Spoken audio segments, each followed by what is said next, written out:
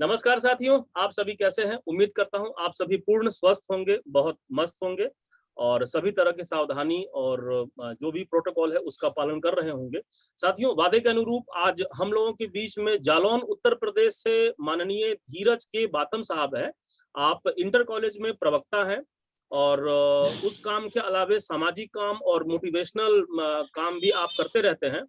तो मैं आप सभी को सीधे धीरज जी के पास लेकर चलता हूं। धीरज जी, आपको नमस्कार, आपका बहुत बहुत स्वागत है कार महासंघ के मंच पे। और इससे पहले कि आप शुरू करें, मैं दर्शकों को एक बात बताना चाहूंगा कि मैं प्रकाश कुमार हूं, सुप्रीम कोर्ट में अधिवक्ता हूं, पूर्णकालिक अधिवक्ता हूं, समाज सेवा करता हूं। समाज सेवा के क्रम में ये कहार महासंघ और दूसरे कई सामाजिक संगठन चलाता हूं। और समाज सेवा के ही क्रम में एक ख्याल आया बहुत से साथियों को कि एक यूट्यूब चैनल बना करके हम लोग जो भी संघर्षशील लोग हैं जिनकी बातें समाज तक जानी चाहिए और ताकि जीवन के अलग अलग चीजों के बारे में उनको जानकारी मिले, उनको प्रेरणा मिले, सीखने समझने का मौका मिले, इसलिए बनाया गया है। तो मुझे न तो कैमरे का सेंस है, न मुझे लाइटिंग का सेंस है, न मुझे एंगल का सेंस है, तो इस वीडियो में बहुत सारी तकनीकी खामी रहेगी, ये मैं आपको शुरू में बता रहा हूँ। लेकिन हम लोगों का भाव और मिशन ये विशुद्ध सही है, ये अति विशुद्ध, ये खरा सोना है। इसको आप भाव के हिसाब से समझिएगा, उद्देश्य के हिसाब से लीजिएगा। तो मैं धीरज जी के पास चलता हूँ। धीरज जी, आपको नमस्कार। सबसे पहले आप अपना स्वास्थ्य और परिवार के बारे नमस्कार। में बताएं। सबसे पहले तो आपको नमस्कार और आपको बहुत-बहुत धन्यवाद इस मंच पर मुझे मौका देने के लिए। जैसा कि आपने बताया कि मेरा नाम धीरज के बातम, मैं उत्तर प्रदेश के जालौन जिले का रहने वाला हूँ और मैं एक इंटर कॉलेज में अध्यापक हूँ जी। और मेरे 2 बच्चे हैं और 1 बच्ची है और 1 बेटा है और बच्चों को पढ़ाना और उन्हें अच्छे से सिखाना, ये 2 मुझे बहुत ही अच्छे लगते हैं। जब भी कहीं कोई बच्चा सर मैं आपको टोक रहा हूँ, मैं माफी चाहूंगा। थोड़ा सा अपना पारिवारिक परिचय दीजिए, मूलतः कहाँ के हैं, पिताजी क्या करते थे और आपकी पढ़ाई लिखाई कैसे कैसे किन किन रास्तों से होकर वर्तमान पे पहुंचे हैं, फिर हम लोग बच्चों वाले बात पे आएंगे। जी, जी, जी। मैं उत्तर प्रदेश के जालौन जिले से हूँ, जैसे मैंने आपको बताया और जालौन जिले में एक छोटा-सा कस्बा है, जालौन। हालाँकि ये जालौन का दुर्भाग्य है कि ये इसका जो मुख्यालय सारे जो है इसके कार्यालय उरई में है, लेकिन ये जनपद जालौन से जाना जाता है। और मैं एक ऐसी पृष्ठभूमि से हूँ जहाँ 3 पीढ़ियों से वैदगाना था, यानी कि मेरे परबाबा भी वैद्य थे, मेरे पिता भी वैद्य थे और मेरे बाबा भी वैद्य थे, तो ये 3 पीढ़ियाँ वैदिक थी। बहुत बढ़िया। अब इन चीज़ों को बहुत ही ज़बरदस्त ये चीज़ें थी लेकिन मुझसे ये छूट गया। वो मैं बाद में बताता हूँ क्यों छूट गया, क्या कारण था, लेकिन मैं पहले पढ़ाई के बारे में बताता हूँ। आमतौर पर प्रकाश जी ये होता है कि जो हमारी पीढ़ियाँ करती हैं, यानी कि पूर्वज करते हैं, उनका लाभ पीढ़ियों को मिलता है। उनका उदाहरण मैं सशक्त उदाहरण हूँ। मेरे माता-पिता ने जो मेरी माताजी बहुत 1972 में इंटर थी और प्रभाकर ये हुई थी। वो बहुत संस्कृत से जो है बहुत होशियार थी और माता-पिता दोनों ही मुझे पढ़ाने में बहुत योगदान दिया। उस समय जालौन नगर में जो बेस्ट स्कूल हुआ करता था, जो है सन आप 80 की बात कर लीजिए, सरस्वती शिशु मंदिर जो विद्या मंदिर के स्कूल हुआ करते थे, जी जी तो जी। उसमें मेरी प्राइमरी शिक्षा हुई। उसके तुरंत बाद विद्या भारती से ही संबद्ध विवेकानंद में उन्होंने मुझे पढ़ाया जो टॉप स्कूल हुआ करता था। उसके बाद उन्होंने मुझे बाहर भेज दिया इंटर करने के लिए। जालौन में चूँकि उस समय हाई स्कूल नहीं हुआ करता था, अच्छे स्कूल्स नहीं थे। अच्छा, पूरे जिले में नहीं थे? तो हाँ, अच्छे स्कूल नहीं थे, मतलब अच्छा जो अच्छा। जी जी जी। सरकारी स्कूल ही हाँ, थे लेकिन क्वालिटी वाले। अच्छे जी। स्कूल नहीं थे। हाँ, तो फिर मुझे मुख्यालय भेजा गया। हालाँकि मेरी जिद थी उस समय जो जुगल देवी नाम सुन रखा था कि यार मुझे वहाँ भेजा जाए, लेकिन मैं उस समय तक अकेला पुत्र था। लेकिन फिर भी जो है परिवार ने मुझे जो है उरई जो सनातन धर्म इंटर कॉलेज है, वहाँ मुझे पढ़ने के लिए भेजा, वहाँ से मैंने इंटर किया। फिर पापा ने अपनी कम कमाई के अंदर मुझे जो है लखनऊ पढ़ने के लिए भेजा और इंजीनियरिंग की तैयारी के लिए भेजा। लेकिन केमिस्ट्री ऐसा विषय रहा जो मुझे कभी समझ में नहीं आया और उस उसमें मैं जो है इंजीनियरिंग नहीं कर पाया। अच्छा। तो वहाँ से लौटने के बाद फिर मैंने जो है बीएससी किया डीवीसी इंटर कॉलेज उरई से। फिर मुझे जो है पापा ने जो है कहा कि यार बीएससी हो गया, अब क्या करना है? और उस समय परिवार की स्थिति थोड़ी-सी टूटने लगी थी। तो एमबीए के लिए मुझे भेजा गया भोपाल और बरकतुल्लाह यूनिवर्सिटी भोपाल में पहुँचा वहाँ पर और फाइनेंस से मैं जो है स्पेशलाइज़ेशन था मेरा, मैं वहाँ पे कर रहा था। तो उसी दौरान एक प्रोजेक्ट मिलता है, तो एक नौकरी का कैंपस में आया, वही फर्स्ट ईयर में ही कैंपस में आया, तो एक होटल वाले से बात हुई। तो उसने बताया कि आपका ये काम है और लगभग 10 से 12 घंटे का काम था और रुपए आपको 5,000 मिलेंगे। जब मैं रूम पर पहुंचा तो मैं शॉक्ड हो गया कि यार जो है एमबीए करके अगर दूसरे की नौकरी करनी है तो इस एमबीए का कोई मतलब ये नहीं। जो है सर किस ईस्वी की बात है? ये लगभग मैं आपको बताता हूँ, ये 90 के दशक की बात है, यानी कि 97 98 की बात है। 97, ठीक है। तो उस समय 5,000 रुपए दे रहे थे और तो मुझे लगा यार कि इतना पढ़ने के बाद भी किसी के यहाँ नौकर बनना है, तो मैं ये मेरे वश की बात नहीं है और मैंने वो फर्स्ट ईयर में ही छोड़ा। जी। मैं वापस आ गया कि नहीं, मैं मुझे जो है इस तरीके की कोई नौकरी नहीं। जैसे ही वहां से लौट के आया तो फिर एक समाज के व्यक्ति थे, उनके टच में आया, तो एक इंटर कॉलेज में मैं प्रिंसिपल बना। और उस समय तक बड़ी हास्यास्पद स्थिति थी मेरी जानकारी की, कि मैं समझता था कि प्रधानाचार्य पद सर्वोच्च होता है, लेकिन बाद में पता चला कि प्रबंधक से बड़ा कोई पद वहां पर नहीं होता है। थोड़े बहुत डिस्प्यूट हुए। डिस्प्यूट होने के बाद वहां से मुझे निकाला गया। तो मैं अपना जो है पिताजी के इस समय माताजी को कैंसर हो गया, पिताजी को जो है पैरालिसिस हो गया और पिताजी दोनों लोग स्वर्गलोक सिधारे। तो फिर लगा यार अब तो फिर से बेकार हो गए।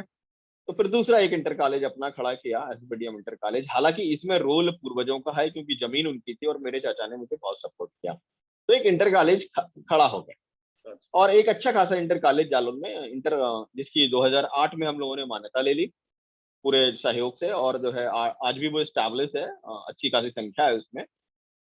और इसी दौरान क्या हुआ कि फॉर्म निकले टीईटी के 2011 में, तो फॉर्म डाल दिए और जनपद केवल जालौन सेलेक्ट किया, अगर हो जाएगा तो जालौन में ही कर लेंगे नौकरी, अगर नहीं होता है तो छोड़ देंगे।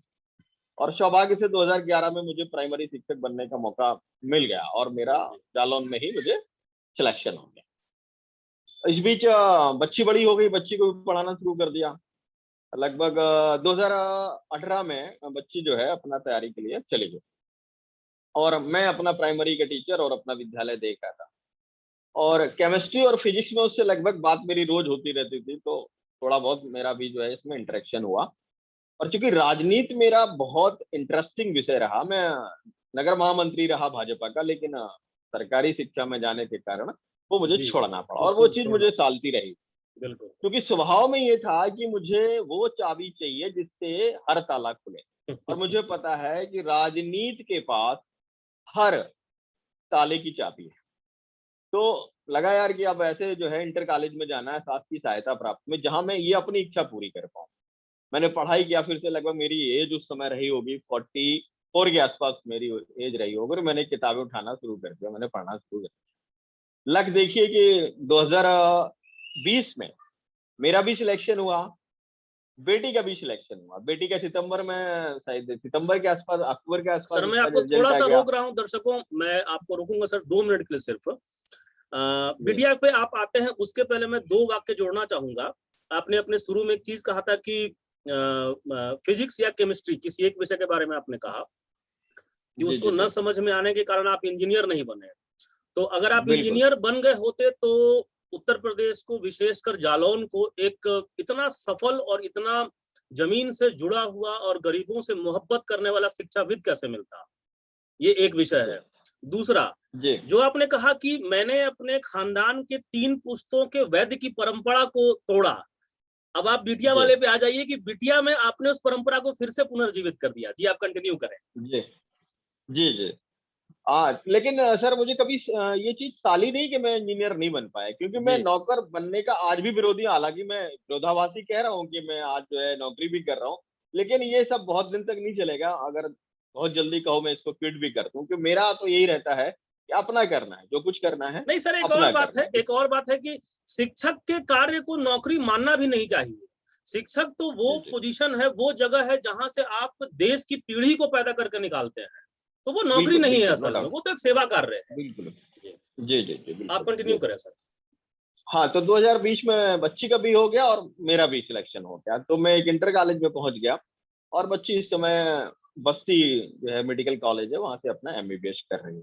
बहुत तो ये बढ़िया। पूरी कथा है, लेकिन इसमें सबसे बड़ा योगदान मैं फिर से कहना चाहूंगा कि पूर्वज करते हैं और पीढ़ियां लाभ उठाती हैं। अगर मेरे माँ बाप ने उन विपरीत परिस्थितियों में मुझे नहीं पढ़ाया होता और पढ़ाई की मुझे ये चीज नहीं बताई होती कि यहाँ से सफलता हम लोगों को मिल सकती है, तो शायद आज मैं कुछ भी नहीं होता यदि उन्होंने मुझे नहीं पढ़ाया। मैं आपकी जी बातचीत में सर एक चीज जोड़ना चाहूंगा कि जैसा आपने बताया कि आपकी माता जी 1970-71 के जमाने की इंटरमीडिएट थी और उनका ही बड़ा जी जी झुकाव था कि आपको अपने शहर के, अपने क्षेत्र के लब्ध प्रतिष्ठित विद्यालयों और महाविद्यालयों में पढ़ाया जाए। शायद इसीलिए कहा गया जी है कि जब एक पुरुष पढ़ता है तो एक व्यक्ति पढ़ता है, और जब एक महिला जी शिक्षित होती है तो एक पूरा परिवार पढ़ता है।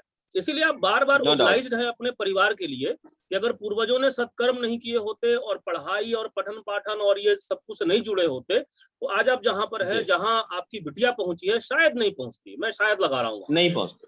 जी बिल्कुल बिल्कुल सर, अब बिल्कुल मैं सर बिल्कुल अपने एकदम सही। दूसरे दूसरे बिंदु पे आता हूँ। आप उत्तर प्रदेश से जी हैं और बिहार और उत्तर प्रदेश के बारे में कहा जाता है कि संसद का दरवाजा यहाँ से निकलता है, और जी आरक्षण विषय है, किसानी विषय है, तमाम तरह की चीज है। और आप लोगों ने एक पूरा एक दौर देखा है राजनीति और समाज को बदलते हुए। तो सर मैं जानना चाहूंगा जी आपसे, आपका व्यू इस पॉइंट पर क्या है।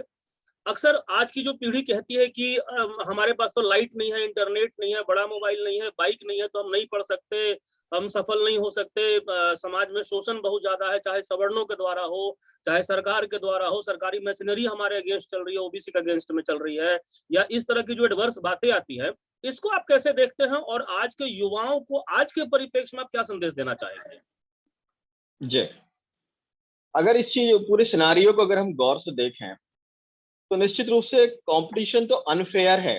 अनफेयर इस वजह से है कि एक बच्चा जो ग्रामीण स्तर पे पढ़ता है, मैं ये नहीं कहता हूं कि वहाँ योग्यता नहीं है या शिक्षक अच्छे नहीं हैं, लेकिन फिर भी शहरों के अपेक्षाकृत उतना अपडेटेड सिस्टम हमारे उन ग्रामीण बच्चों को नहीं मिल पाता। एक तो ये डिफरेंशिएशन है। जी जी जी दूसरी दूसरी अगर हम बात करें एक शहर के अंदर ही अगर हम डिफरेंशिएशन की बात करें तो एक बच्चा बहुत ही रिप्यूटेड कॉलेज में पढ़ता है जहां बहुत सारे संसाधन उसको उपलब्ध हैं, और उसी शहर में एक बच्चा ऐसी जगह पढ़ता है जो मिनिमम संसाधनों में और बहुत कम जिसको हम कहते हैं अपडेटेड सिस्टम में पढ़ाई कर रहा है। कंपटीशन उनके बीच में है, तो ये एक अनफेयर कंपटीशन है। जी क्योंकि ये हमारा दुर्भाग्य है कि हमारे शिक्षा में भी श्रेणीकरण है कई प्रकार के।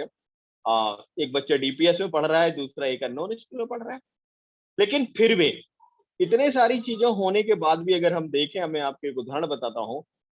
2018 में एक ऐसी बच्ची का सिलेक्शन हुआ जो है सब्जी बेचती थी, जी दिन में सब्जी बेचती थी, और वो जो है इतनी प्रतिभा उसने दिखाई, वो डॉक्टर बन गई। बिल्कुल बहुत सारे उदाहरण हम देखते हैं कि जो एक चौकीदार का उदाहरण आता है कि जो है वो दिन में जो है होटल में चौकीदारी करता था और उसने आईएएस क्रैक कर दिया। अगर आप में वास्तविकता में ये आग लग गई है कि मुझे बनना है, तो फिर कोई नहीं रोक देन सकता आपको आपको। कोई नहीं रख सकता। अगर सर आपने आपको नो वन महासंघ कैन के, स्टॉप। जी जी सर, अगर आपने महासंघ के पिछले 3-4 वीडियो देखे होंगे सर, तो मध्य प्रदेश से एक लड़का है जिसको पढ़ने और शिक्षा से इतना प्रेम था कि 12-13 साल की आयु में अपने गांव से निकल करके गांव के ही एक परिचित के दूसरे परिचित के यहाँ वो शहर में जाता है, और उनके यहाँ सिर्फ इस शर्त पे वो उनके यहाँ सहायक का काम करता है। वो जो सज्जन थे गांव में सरकारी नौकरी में थे और अपनी पत्नी और बच्चे को घर पे रखते थे और शहर में अकेले रहते थे, उन्हें एक सहायक की जरूरत थी। ये लड़का अपने जी समाज का है और गांव से निकल के शहर में जाता है, उनके यहाँ उनका भोजन पानी, पैर दबाना और सेवा करना, कपड़े धोना, सब कुछ किया उसने। क्लास 7 से पढ़ाई करना शुरू किया। आज वो लड़का बीए पास कर चुका है। आज वो लड़का सरकारी नौकरी की तैयारी कर रहा है, ग्रुप सी में ऑलरेडी वो सिलेक्टेड है।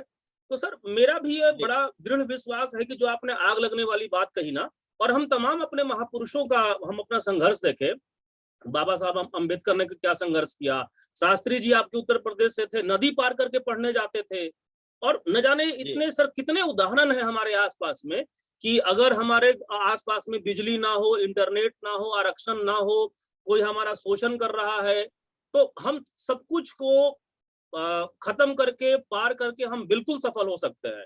इसमें कोई दो राय नहीं है। हाँ, ये जरूर जी बात है कि सहायक परिस्थितियां हमारे पास अगर होती हैं, थोड़ा फायदा आरक्षण का मिल जाए, जैसा आपने बताया कि गांव के कम कम एक्सपोजर वाले स्कूल के बच्चे को डीपीएस के बराबर में बिठा के आप कंपेयर करोगे तो ये वाजिब कंपटीशन नहीं है। लेकिन गांव का बच्चा अगर तुल जाए कि मुझे 3 घंटा ही सोना है और बाकी के जो भी 21 घंटे हैं या 20 घंटे हैं या 19 घंटे मुझे पढ़ाई करना है, तो मुझे लगता है कि प्रदेश सरकार का कोई सा भी स्कूल हो, चाहे वो यूपी हो, झारखंड हो, बिहार हो, दिल्ली हो, वो राज्य सरकार के बिल्कुल साधारण से साधारण स्कूल से भी और सरकारी अध्यापकों को के द्वारा लिए गए क्लास में पढ़ के भी वो आईएएस बन सकता है। मुझे सर ऐसा लगता है। जी। जी देखिए, आपने एक अपने समाज का उदाहरण दिया, तो हम लोग तो इतिहास में हैं, हम लोग तो इसके इतिहास है, एकलव्य है। जी इसे तो बिल्कुल। किसी ने ये भी नहीं बताया है कि यार कहाँ तीर कमान है, कहाँ धनुष है। जी हम तो उस उनके वंशज हैं, उनकी जो है बिल्कुल मूर्ति लगाकर हमने वो निशाना साधा कि अर्जुन वो सारे संसाधन पे भी नहीं कर पाया। बिल्कुल तो बिल्कुल हम तो ठीक उनके बात है। वंशज हैं, है ना? बिल्कुल अच्छा, ठीक बात। दूसरी बात ये है कि जैसे अगर बहुत सारे संसाधन हम पर नहीं हो सकते हैं, लेकिन ग्रामीण क्षेत्र में संसाधन जब हम पर नहीं होते हैं, तो हमारी विल पावर इतनी मजबूत होती है कि वो टूटने ही नहीं पाती। बिल्कुल ठीक बात हमारी है। इम्यूनिटी हमारी इम्यूनिटी इतनी होती है कि हम कुछ भी कर सकते हैं। आप जाके देखिए मैं वहां उत्तर मैं प्रदेश और बिहार। मैं जी, आपकी बात को थोड़ा बढ़ा रहा हूं सर, शायद आपकी बात जी, ठीक है, इसीलिए आज भी यूपीएससी जहां से आईएएस का सिलेक्शन होता है, आईपीएस का सिलेक्शन होता है, तो जब वो 1000 पोस्ट का आज सिलेक्शन करता है, तो उस पे आज भी जो मेजोरिटी बच्चे हैं वो काउ बेल्ट के होते हैं। वो बिहार, झारखंड, यूपी जी, और ये तमाम बेल्ट के होते बिल्कुल हैं, सर, और वो वहां के बिल्कुल सही, राजे बिल्कुल रजवाड़े के घर से नहीं होते हैं। वो मिडिल क्लास नहीं के होता बच्चे है। होते हैं, निम्न क्लास के बच्चे होते हैं। तो जी, तो जी, अब समय की सीमा है सर, मैं आपसे माफी चाहूंगा, दोबारा हम लोग बैठेंगे, दोबारा बातचीत करेंगे कि किसी अगले विषय पे। आप संक्षेपण सर इस संदेश के साथ में करें कि आज का जो हमारा युवा है, फर्ज कीजिए जी। उत्तर प्रदेश के किसी गांव में किसी के पिता, चाहे वो किसी भी धर्म के हो, किसी भी जाति के हो, किसी भी समुदाय से हो, अगर उसके पिता महीने के 2500, 3000, 4000 रुपए कमा रहे हैं, या कोई परिवार शहर में रह रहा है और किसी तरह से अपने परिवार का गुजर बसर कर रहा है, 5000, 6000, 8000 कमा रहा है, उसका लड़का या लड़की अगर पढ़ना चाहे तो थोड़ा सा संदेश वैसे लोगों के लिए। देखिए, हम लोग बहुत स्वर्णिम युग में जी रहे हैं। जो आपने कहा कि 3-4 हजार रुपए कमाने वाला भी अगर उसके अंदर आग लगी हुई तो बहुत अच्छे से पढ़ सकता है। हर मोहल्ले या गली में एक हम लोग को जो है मोबाइल मिल जाता है, जहां इंटरनेट और यूट्यूब का मैं धन्यवाद देना चाहूंगा कि इतने जबरदस्त एकेडमिक्स वहां पर मिल जाएंगे। आप किसी भी सब्जेक्ट पर यूट्यूब से अगर आप एक बार पढ़ लें तो आप यकीन मानिए कि आप जबरदस्त तरीके से कोई भी कंपटीशन हिट कर सकते हैं।